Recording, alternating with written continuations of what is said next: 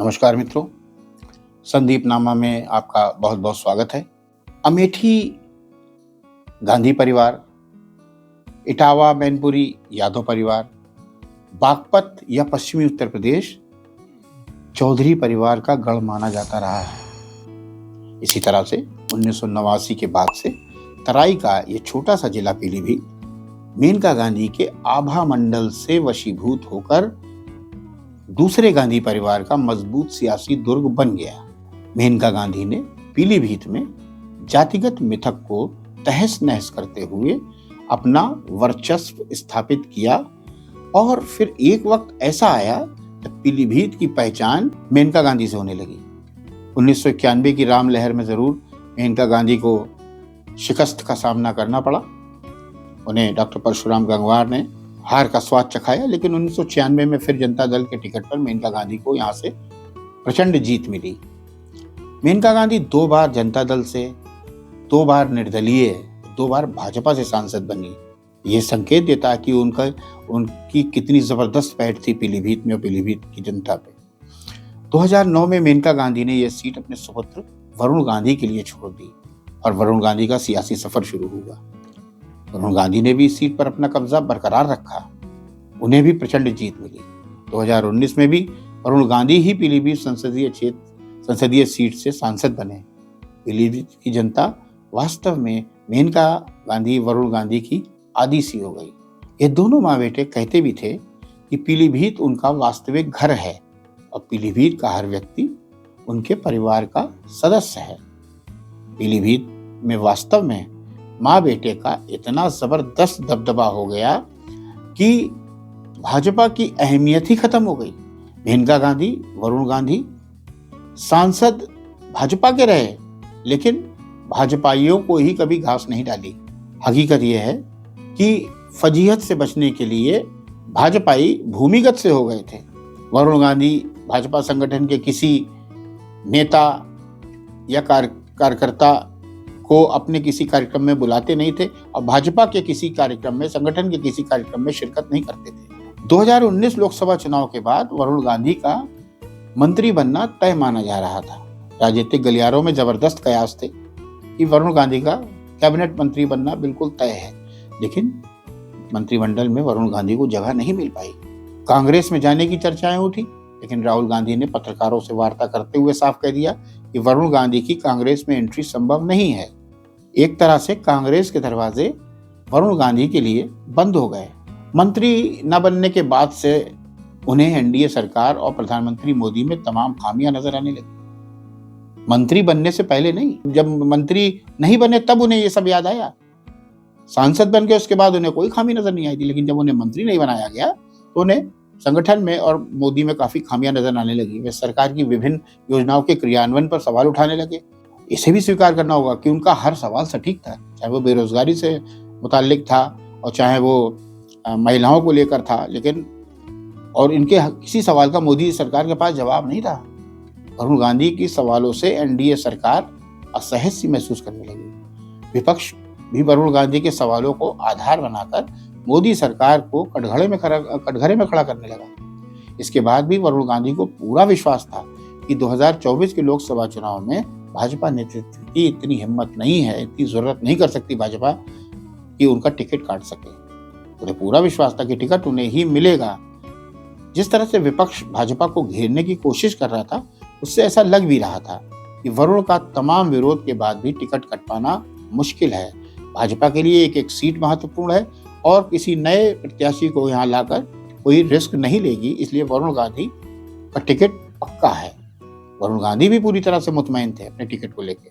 हालांकि भाजपा नेतृत्व के समक्ष उस समय ये चुनौती थी कि सालों एनडीए सरकार और प्रधानमंत्री मोदी पर सवाल उठाने वाले विद्रोही वरुण को अगर लोकसभा का टिकट दे दिया गया तो यह गलत नजीर बनेगा। भाजपा की अनुशासनात्मक जो छवि बनी हुई है उस पर भी खराब असर पड़ेगा कि जो व्यक्ति 2 साल से भाजपा संगठन और सरकार पर सवाल उठाता रहा है, उनकी खामियां बताता रहा है, उसको टिकट कैसे दे दिया गया? क्या बीजेपी के पास कोई ऑप्शन नहीं था?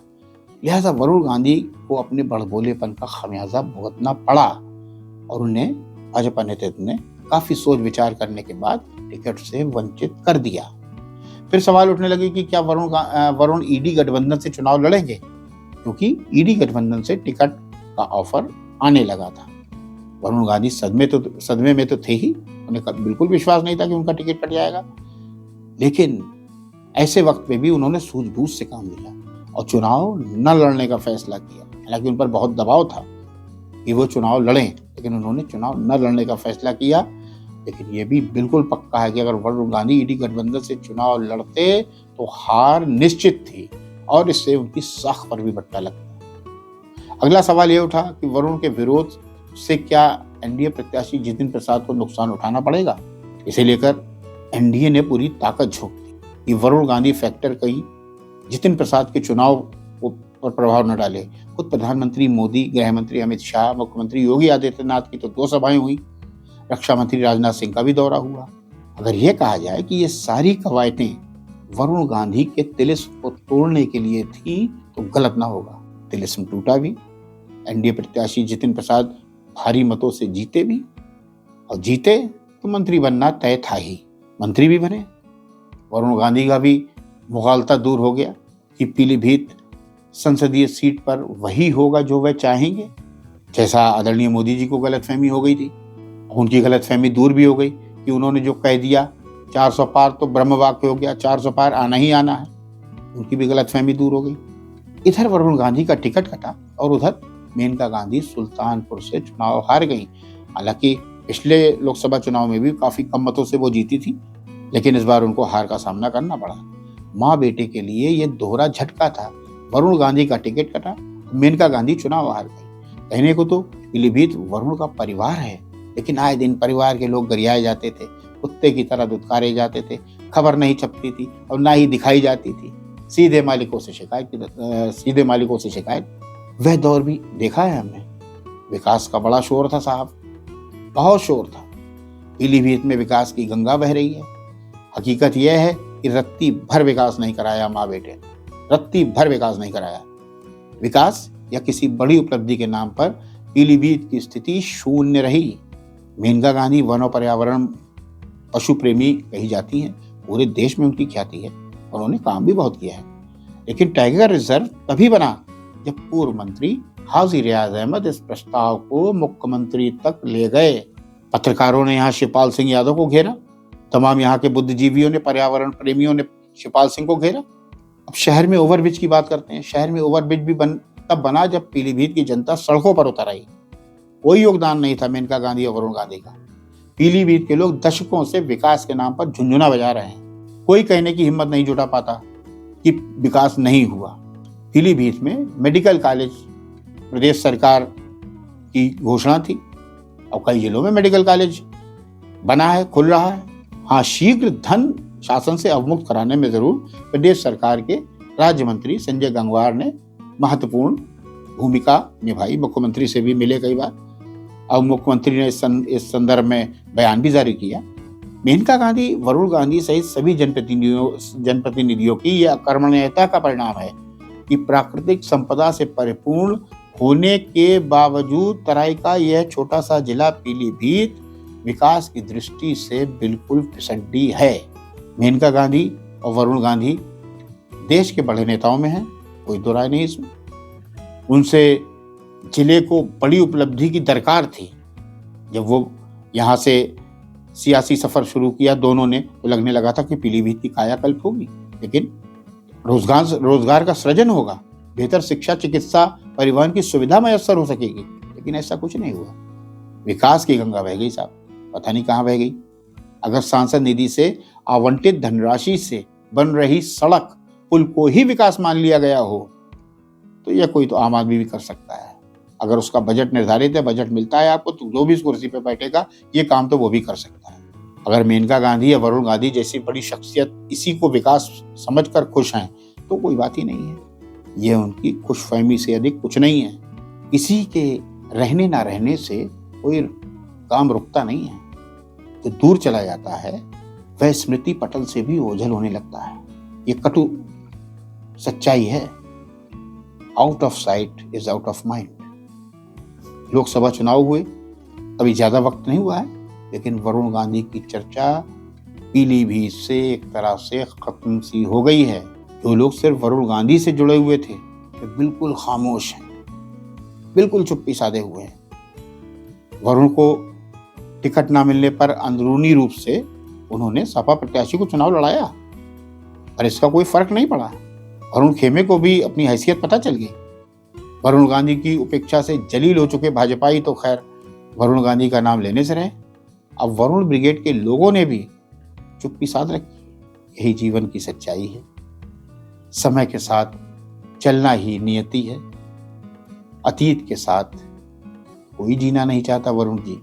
इन गुलिस्तों की यही रीत है शाखे गुल, इन गुलिस्तों की यही रीत है ऐ शाखे गुल। तूने जिस फूल को पाला वह पराया होगा। जिसका कोई जवाब नहीं दे पाता उसे वक्त जवाब देता है। जैसे वरुण गांधी मेनका गांधी को वक्त ने, पीलीभीत की जनता ने जवाब दिया, दुनिया में सिकंदर कोई नहीं, बस वक्त सिकंदर होता है। वरुण गांधी बड़े नेता हैं, उनके परिवार की पूरे देश में साख है। संभव है भाजपा हाईकमान अब उनको हवा से जमीन पर उतारने के बाद कोई और बड़ी जिम्मेदारी दे दे। मुमकिन है ऐसा, वरुण गांधी फिर नई ऊंचाइयों पर पहुंच जाएं, लेकिन सबक तो उनको भी मिल गया है।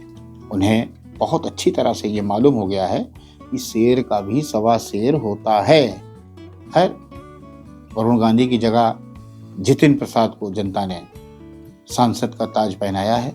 वायदे उन्होंने भी बड़े बड़े किए हैं साहब। बड़े बड़े नाम वाले जब कुछ नहीं कर पाए तो चलिए इनको भी देख लेते हैं। जनता की कसौटी पर हमारे नए सांसद, नए मंत्री जितिन प्रसाद जी जनता की कसौटी पर कितना खरा उतरते हैं। वरना मैं तो हूं ही, छोड़ूंगा थोड़े, परत दर परत उतार दूंगा, परत दर परत उतार दूंगा।